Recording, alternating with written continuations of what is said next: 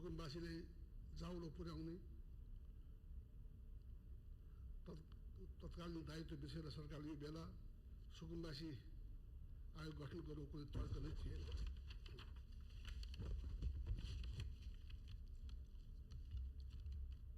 श्रमिक, बेरोजगार, कृषक, डेरामा बस्ने विद्यार्थी, पत्रकार, मिडिया हाउस,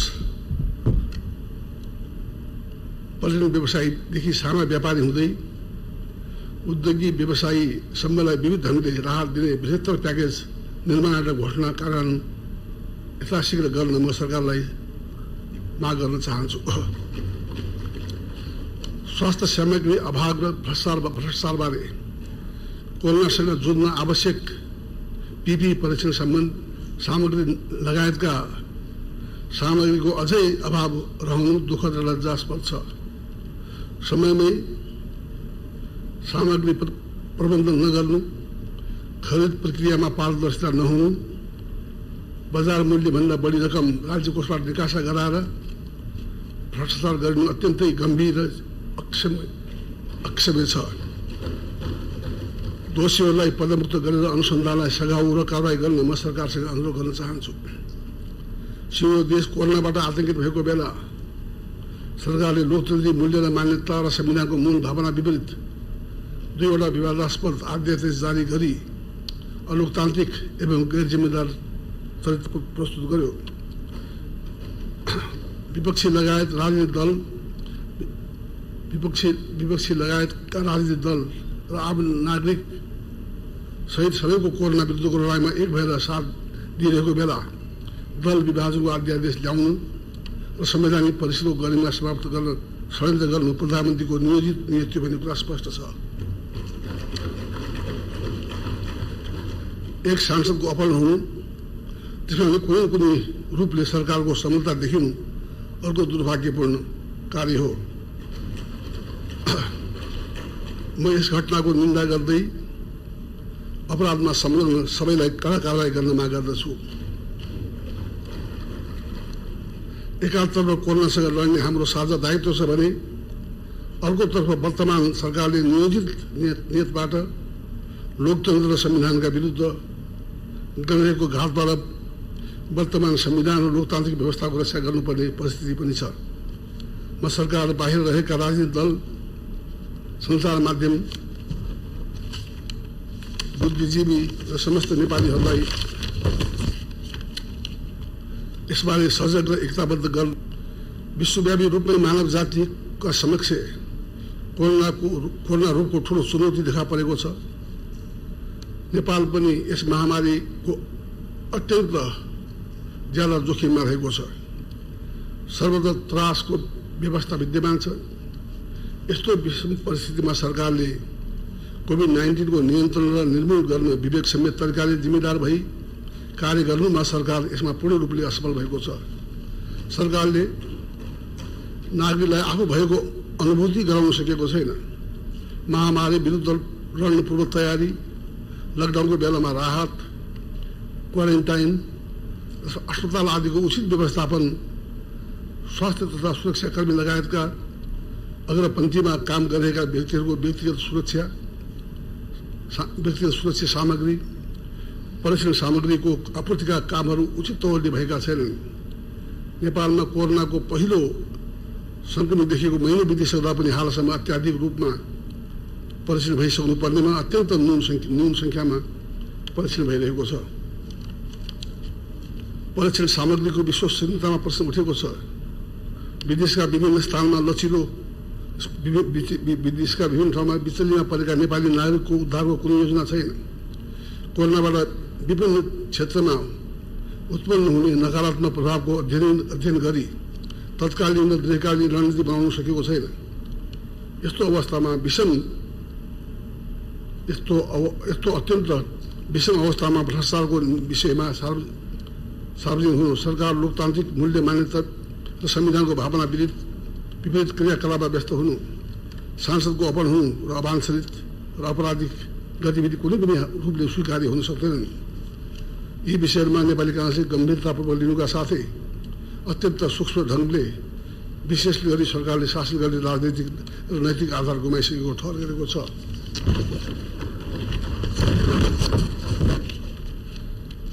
विदेशमा रहेका नेपालीको पनि यति बेला कोरोनाबाट प्रताडित छन्।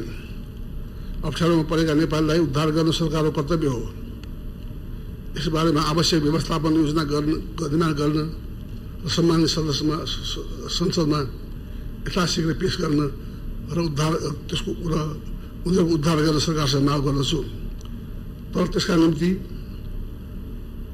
एकातिर विदेशमा अल्पत्र परेका नेपालीहरू नेपाल आउन चाहने नेपालमा ल्याउनु आवश्यक छ भने एकातिर छ भने, अर्को कुरा नेपालभित्र उनीहरूलाई ल्याइसकेपछि क्वारेन्टाइनको व्यवस्था गर्न जबबाट महामारी अझ नफैलियोस् भन्ने हिसाबले त्यसको तयारी पनि कोही देखिएको छैन।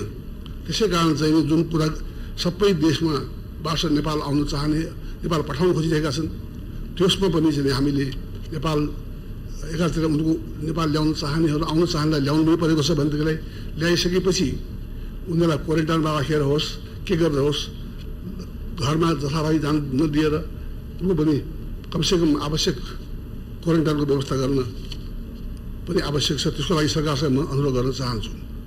त्यस्तै अहिलेको बेला डिस्ट्यान्सिङ अति आवश्यक कुरा हो। डिस्ट्यान्सिङका लागि म पनि मेरो पार्टीका तर्फबाट सबैले अपिल गर्न चाहन्छु। डिस्ट्यान्सिङ नै यसको रोकथामको लागि आवश्यक कार्य हो। तर जेल जस्तो कुराहरूमा यति क्राउडेड छ, यति चाहिँ भएको छ, त्यसमा चाहिँ नि डिस्ट्यान्सिङको कुरै छैन। त्यसकारण जेलमा चाहिँ नि भएका नेपालीहरूको कुनै उचित व्यवस्थापन गरेर जेलमा परेकाहरूलाई उचित बरु कहाँ सारेर हुन्छ, कुन कुन ठाउँमा राखेको हुन्छ, बिचमा राखेर हुन्छ, त्यसमा पनि ध्यान दिनुपर्ने आवश्यक देखेको छु। त्यस्तै आगामी बजेटमा सरकारले मुख्य प्राथमिकता कोरोना केन्द्रित हुनुपर्छ भन्ने मेरो स्पष्ट माग छ। आवश्यक सचेतना, अत्यावश्यक स्वास्थ्य सामग्री, अनिवार्य उपचार, विविध क्षेत्रमा पर्याप्त राहत, विदेशमा अप्ठ्यारोमा परेकाको उद्धार, पुनर्व्यवस्थापनमा अबको बजेट केन्द्रित हुनुपर्दछ। आशा एवं विश्वास छ आज सुरु भएको प्रतिसभाको बैठकले कोरोनामाथि विजय हासिल गर्न आवश्यक पर्ने सबै अत्यावश्यक कदमहरूबारे मार्गदर्शन, राष्ट्रिय एकतालाई अभिवृद्धि गराउन सक्नेछ भन्ने विश्वास लिएको छु। धन्यवाद। जय हिन्द।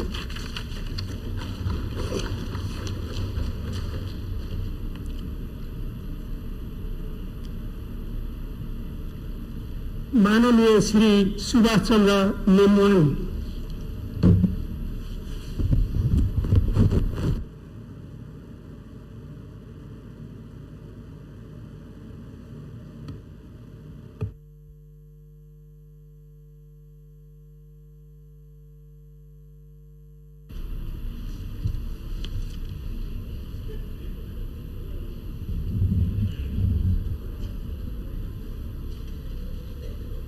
सम्मान्य सभामुख महोदय, प्रतिनिधि सभाको 6औं अधिवेशन आजबाट सुरु भएको छ।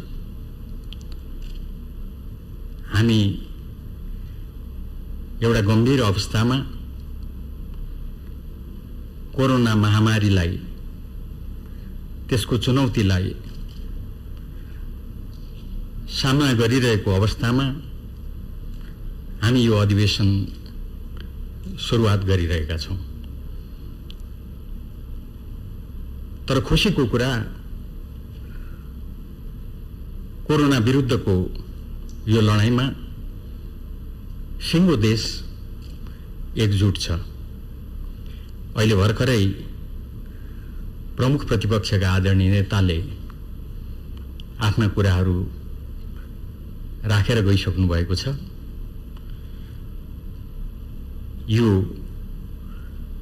साझा विषय कोरोना विरुद्धको लडाईँमा सिङ्गो देश एक ढिक्का भएर जुट्नुपर्ने यो विषय, यसमा अहिले भर्खरै बोल्ने क्रममा पनि उहाँले जुन ऐक्यबद्धता जनाउनु भएको छ, यसको लागि सबभन्दा पहिले म प्रमुख प्रतिपक्ष लगायत सम्पूर्ण प्रतिपक्षी मित्रहरूलाई हाम्रो तर्फबाट धन्यवाद दिन चाहन्छु।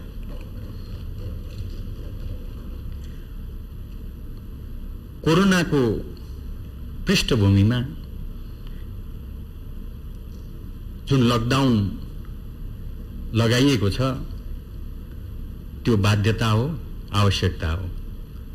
यसको विकल्प थिएन, त्यसैले लकडाउन लगाइएको छ। वास्तवमा स्थितिले प्रश्न पारेको छ।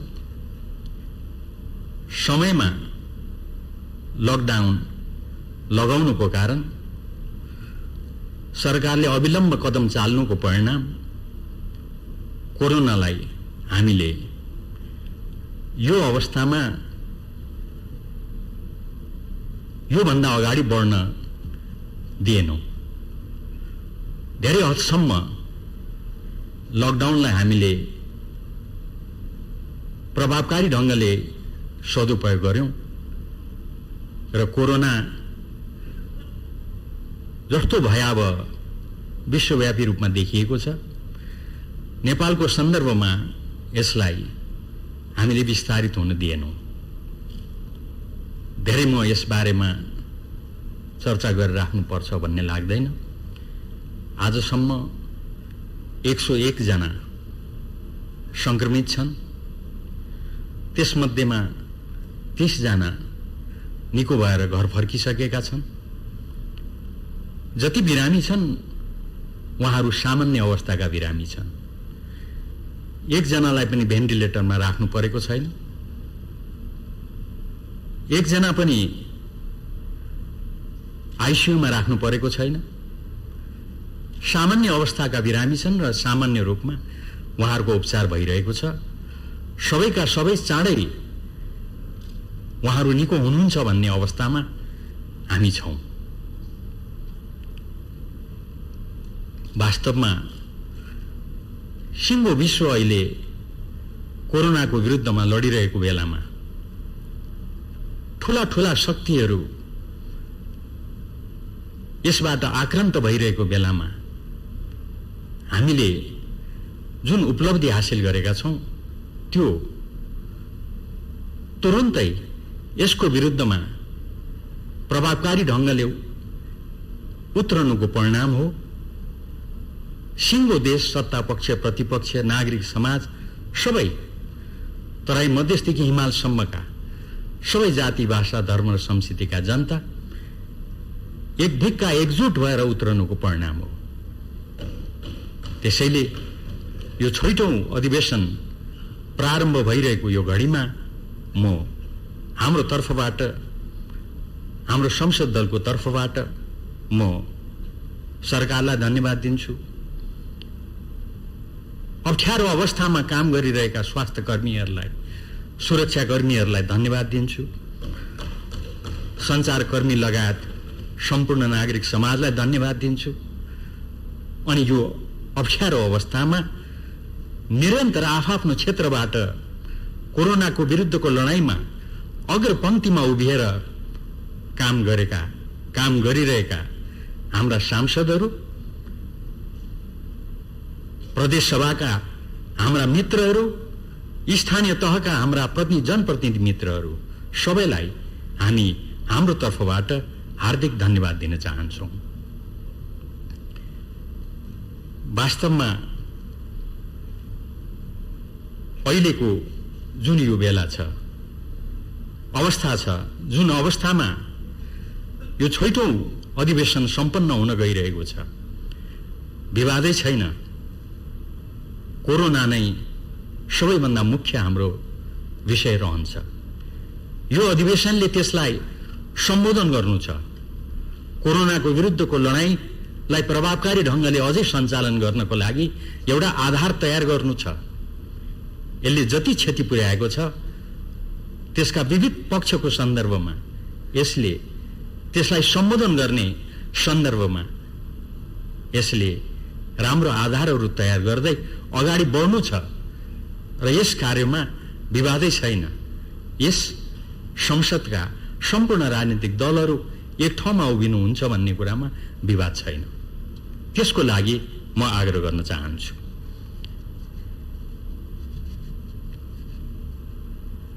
कोरोनाले धेरै नकारात्मक असर पारिसकेको छ, धेरै क्षति पुर्याएको छ। हामीले यो अधिवेशनबाट काम गरिरहँदा त्यसका ती नकारात्मक असरलाई हामीले सम्बोधन गर्नेतर्फ ध्यान दिनु नै पर्नेछ, ध्यान दिन्छौँ नै, त्यसतर्फ हामी सबै लाग्ने नै छौँ। त्यसै सिलसिलामा हाम्रा प्री बजेट छलफलहरू, नीति तथा कार्यक्रमहरू, बजेट सम्बन्धी छलफलहरू, यसलाई हामीले गम्भीरतापूर्वक अगाडि बढाउँछौँ र निष्कर्षमा पुग्छौँ भन्ने कुरामा विवादै छैन।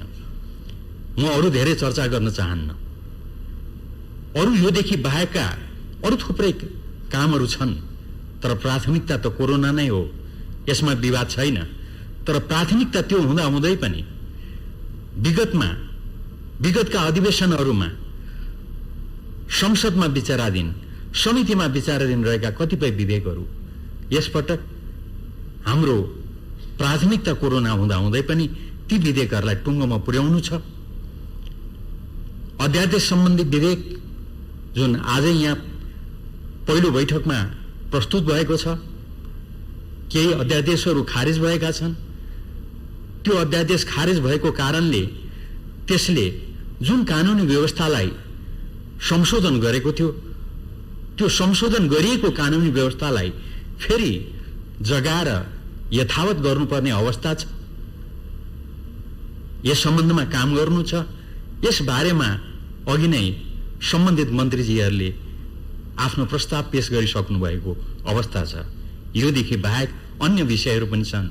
उदाहरणको लागि यो देशमा हामीले संविधान निर्माण गरेर संविधानलाई कार्यान्वयन गर्ने सन्दर्भमा महत्त्वपूर्ण कार्यहरू त गरेका नै छौँ, अझै केही कामहरू बाँकी छन्।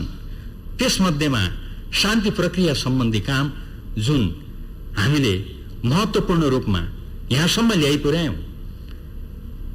यसै संसदका राजनीतिक दलहरूका नेताहरूले शान्ति प्रक्रियालाई यो ठाउँसम्म ल्याइ पुर्याउनु भयो। त्यसलाई अन्तिम टुङ्गोमा पुर्याउनको लागि अलिकति काम बाँकी छ। त्यो भनेको शान्ति प्रक्रिया सम्बन्धी, सत्य निरूपण सम्बन्धी, बेपत्ता सम्बन्धी कानुनको निर्माण हो। त्यो कानुन निर्माणको सन्दर्भमा, त्यो आवश्यक विधेयक तयार गर्ने सन्दर्भमा त्यो विधेयक सम्बन्धी आवश्यक कार्य अन्तिम टुङ्गोमा पुगेको छ।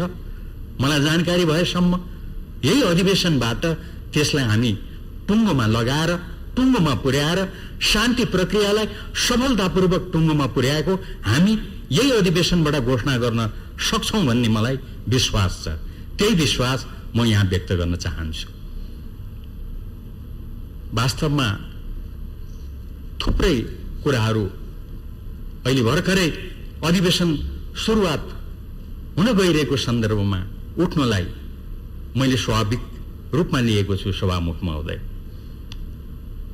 त्यसको बारेमा पनि हामी अधिवेशनमा छलफल गर्नेछौँ, बैठकहरूमा छलफल गर्नेछौँ र त्यो सन्दर्भमा हामी एउटा राम्रो निष्कर्षमा पुग्नेछौँ। मैले अघि नै छोटकरीमा भने कोरोनाले धेरै प्रभाव पारेको छ। श्रमिकहरूलाई, विद्यार्थीहरूलाई धेरै क्षेत्रमा त्यसले प्रभाव पारेको छ। अहिले गम्भीर प्रयासहरू भइरहेका छन्। नेपाल बाहिर रहेका, विभिन्न देशमा रहेका हाम्रा नेपालीहरू जो यसबाट प्रभावित छन्, उनीहरूका समस्यालाई सम्बोधन गर्ने सन्दर्भमा प्रश्नहरू उठेका छन्। मलाई लाग्छ यस बारेमा हामी सबैको ध्यान गएको छ। सरकारले गम्भीरतापूर्वक आफ्नो ध्यान पुर्याएको छ र त्यस बारेमा यथोचित कार्यहरू भइरहेका छन्। यही अधिवेशनका सन्दर्भमा त्यसबारेका सकारात्मक परिणामहरू हामी देख्न पाउनेछौँ भन्ने पनि मेरो विश्वास छ। त्यही विश्वास म यहाँ व्यक्त गर्न चाहन्छु।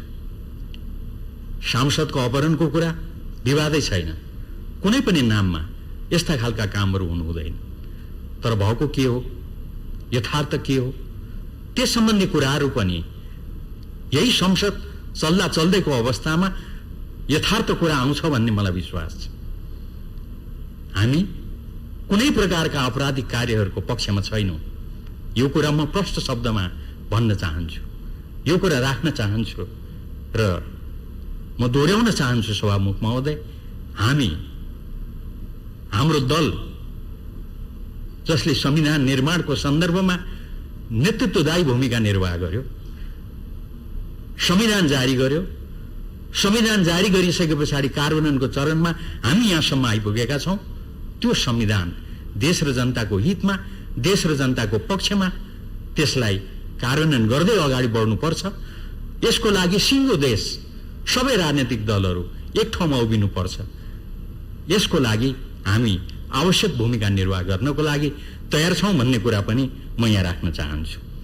यति कुरा राखेर अहिले हामी एउटा अप्ठ्यारो चुनौतीपूर्ण अवस्थामा रहेको हुनाले यस सन्दर्भमा हामी सबै एक ठाउँमा उभिएर यो समस्यालाई सम्बोधन गर्ने सन्दर्भमा हामी अझै पनि एकजुट भएर अगाडि जानुपर्ने अवस्था रहेको तर्फ सभामुख महोदय विनम्रतापूर्वक म आग्रह गर्दै त्यसतर्फ एकजुट भएर अगाडि बढ्न सकौँ। यो अधिवेशनले एउटा राम्रो निष्कर्षमा हामीलाई पुर्याउन सकोस् र निश्चय पनि थप्न चाहन्छु, देशलाई जवाबदेहिता र पारदर्शिताको टुङ्गोमा निष्कर्षमा पुर्याउन यो अधिवेशनले महत्त्वपूर्ण भूमिका निर्वाह गर्न सकोस्। यसमा हाम्रो भूमिका रहन्छ, हाम्रो सहयोग रहन्छ। यति कुरा आग्रह गर्दै म बिदा चाहन्छु। हवस् त, धन्यवाद, नमस्कार। माननीय श्री राजेन्द्र महतो।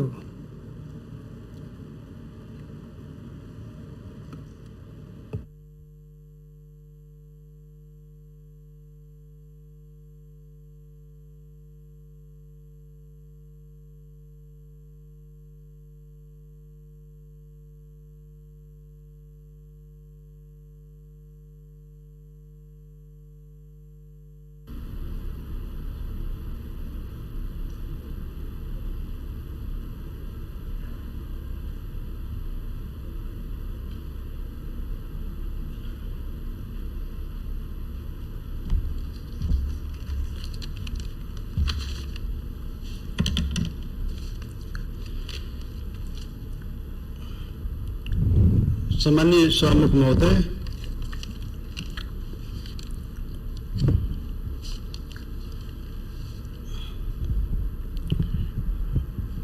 कोरोना महामारी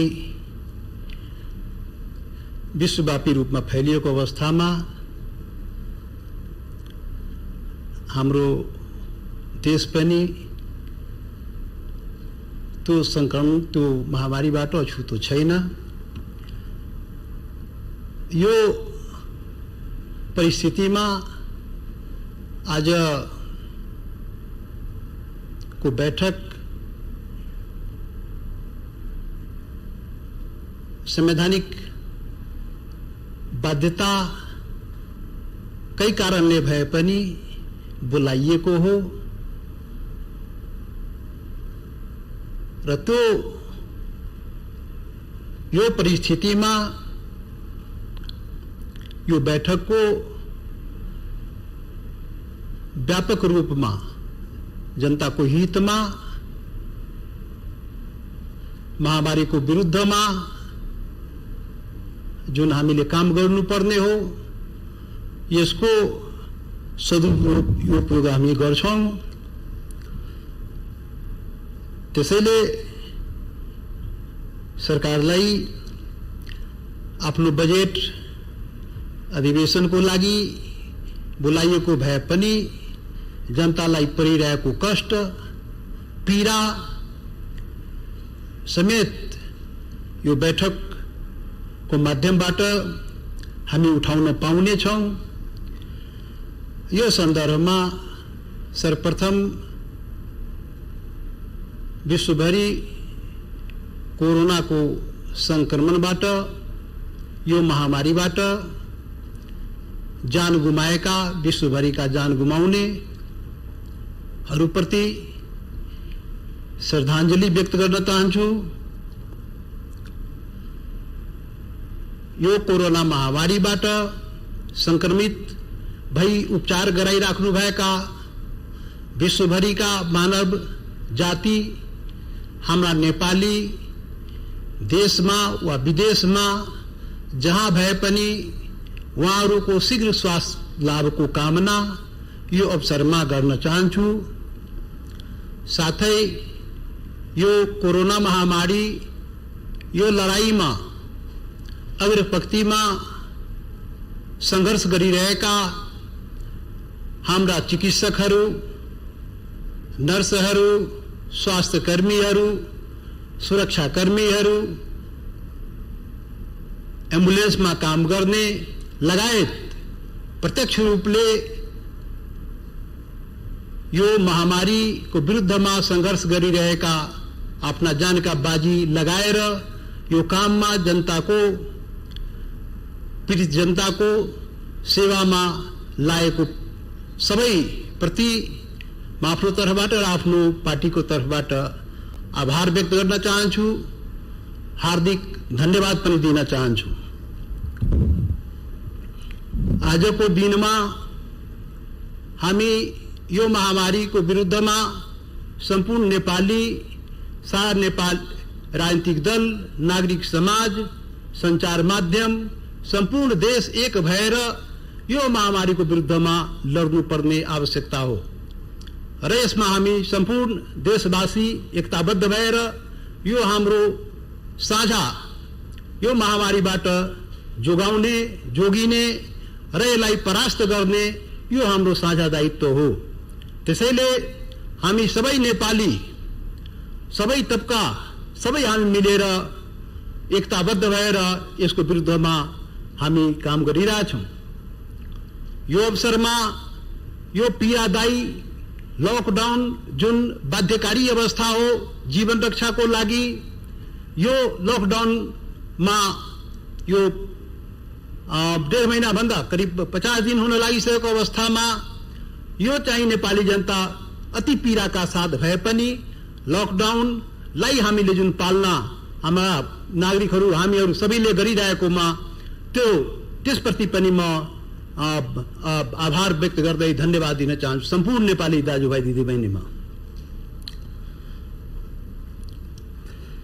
आज अब यो बैठकमा यो पुरै दुखद अवस्था, पुरा विश्व नै दुखद अवस्थामा रहेको हाम्रो नेपाल पनि, हामी नेपाली पनि यो महामारी संक्रमणबाट यो चाहिँ पीडामै रहेको अवस्थामा यो संसद बैठक आज प्रारम्भ भएको छ। म सहमुख महोदय, म सम्झिन चाहन्छु प्रथम बैठक, आज छौटो बैठक भइरहेछ। प्रथम बैठक हुँदाखेरि हामी कति खुसी थियौं, हामी सम्पूर्ण नेपाली जनता धेरै खुसी थियौं। प्रथम बैठक सुरु हुँदाखेरि हामीहरू अब यो जनताले यति शक्तिशाली सरकार बनाएको छ, 2/3 झन्डै 2/3 को सरकार बनाएको छ। अब त हामी नेपालीको खुशियाली होला, अब त सुशासन पाइएला, अब त नेपालको समृद्धि होला, अब त संविधानले पनि पूर्णता पाउला, अब पहिचानवादीले पनि अधिकार पाउला। हिमाल पहाड तराई मधेसका जनताले जुन आफ्नो अग्रणी पहिचानको लागि संघर्ष गरिरहेको छ, अब यो शक्तिशाली सरकार बनेको छ, अब त पक्का पाउला। त्यसैले हामीले सहयोग समर्थन पनि गरेकै हो। सहमुख महोदय, आज छठौं बैठक हुँदाखेरि यो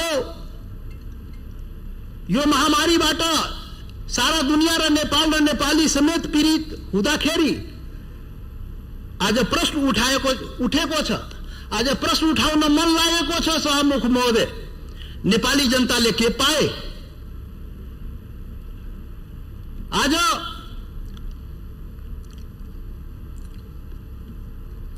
नेपाली जनता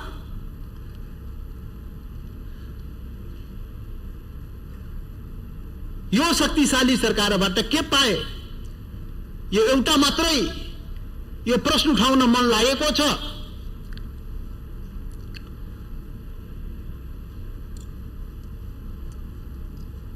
त्यो जुन सपना हामीले देखा थियौं,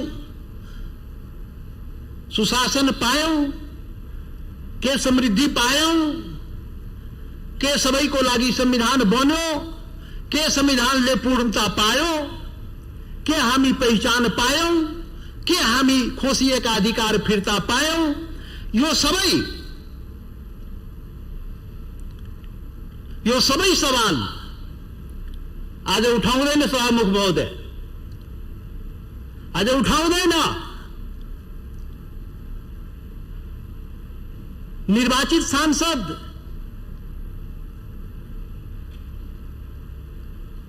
लाई किन रिहाई भएन, उठाउँदैन। रेशम चौधरी किन रिहाई भएन, उठाउँदैन।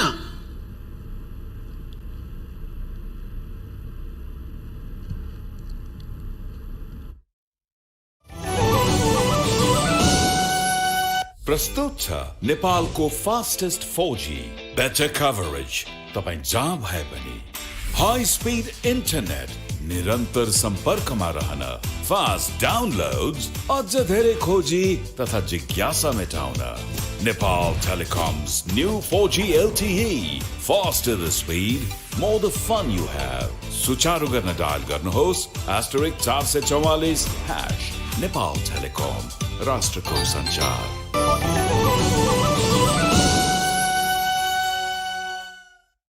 संसदको 6औं वर्षीय अधिवेशन आजदेखि सुरु भएको छ र आजको अधिवेशनमा अहिले विभिन्न राजनैतिक दलका संसदीय दलका नेताहरूले बोल्ने क्रम जारी छ र आजको बैठकमा यसअघि विभिन्न विधेयक र अध्यादेशहरू टेबल भएका छन् र फेरि पनि हामी यसको प्रत्यक्ष प्रसारणका लागि संसदलाई जोड्दैछौँ।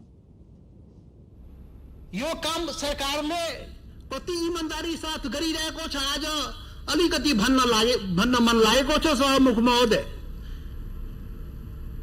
अब जनताको जीवन कता रक्षा होला, कता उसले राहत पाउला, उपचार पाउला, यहाँ त मानवता विरुद्धको अपराध समेत सरकारले गरिहाले सभामुख महोदय।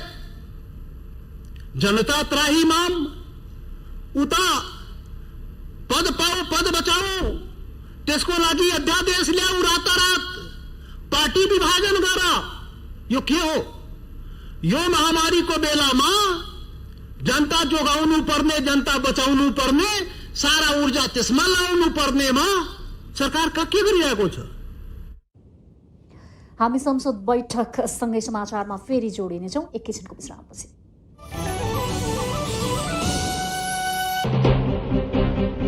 I am a world skill champion. I am an automobile expert. We run startups. Industry 4.0 is here. I am a proud mariner. Welding is my passion. We are robotic engineers. Home away from home. CV Raman Global University, Odisha. Homegrown, world class. ज्ञान premium बासमतीको जस्तो स्वाद अरू चामलमा कहाँ पाइन्छ? ज्ञान सोल्टी ल्याएपछि त भात पनि त्यही खाल खाइ। ज्ञान सुन मनुष्यले यति मिठो छ जति खाइ नि कहाँ हुन्छ। सुर भरे आउँदा ज्ञान लङ ग्रेन नै लिएर आउनुस् है। सुन्नु हो त, नेपालमै सबैभन्दा रुचाइएको चामल। ज्ञान पाए ज्ञान नै रोज्ने।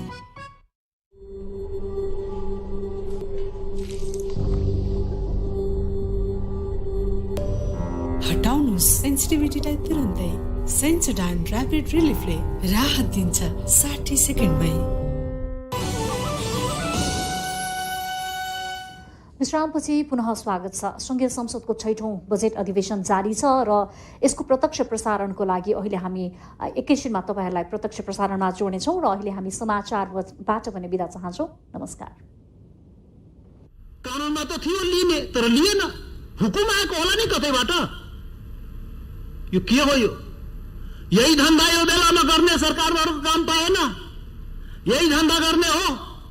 यो धन्दामा सरकार चाहिँ लागो सहमुख महोदय, कुर्सी जोगाऊ कुर्सी पाऊ, यही धन्दामा लाग्यो।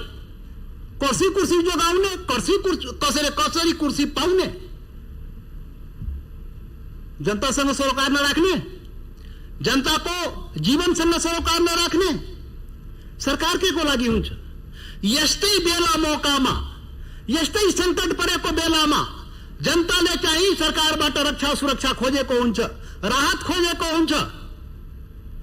अनि त्यो संकटको बेला पनि सरकार चाहिँ काम नलागेपछि अनि के मतलब? काम न काजको 2/3 शक्तिशाली सरकार जनतालाई पीडा पुर्याउनलाई जनताले भोट दिएको हो।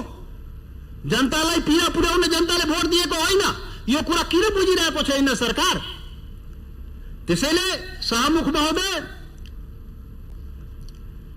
फुटाउन त हाम्रो पार्टी पनि फुटाउने रे, हाम्रो मित्र समाजवादी पार्टी पनि फुटाउने रे, अनि फुटाएर आफ्नोमा मिलाउने रे, अनि कुर्सी जोगाउने रे। के हो यो?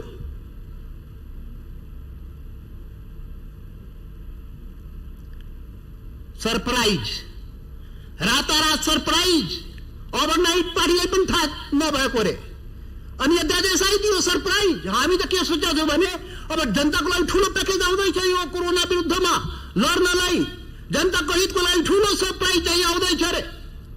यहाँ त पो खोदा पहाड निक्ला चुइया, यहाँ त अर्कै पो सरप्राइज आएको रहेछ त। कुर्सी बचाउने, कुर्सी पाउने, अनि पार्टी तोड्ने, फोड्ने, चोर्ने, अपहरण गर्ने, यस्ता यस्ता काम त हामीले पनि यस्तो सरप्राइज नेपाली जनतालाई चाहिएको छैन। यस्तो सरप्राइज पीडा पुर्याउने सरप्राइज, काम न काजको हामीले पनि सरप्राइज देखाइदिउँ ल। फोर त फोर न हामीलाई, हामी पनि रातारात एकता गरेर देखाइदिउँ ल। फोर हामी पनि सरप्राइज गरेर देखाइदियो त त्यही हो। त्यसैले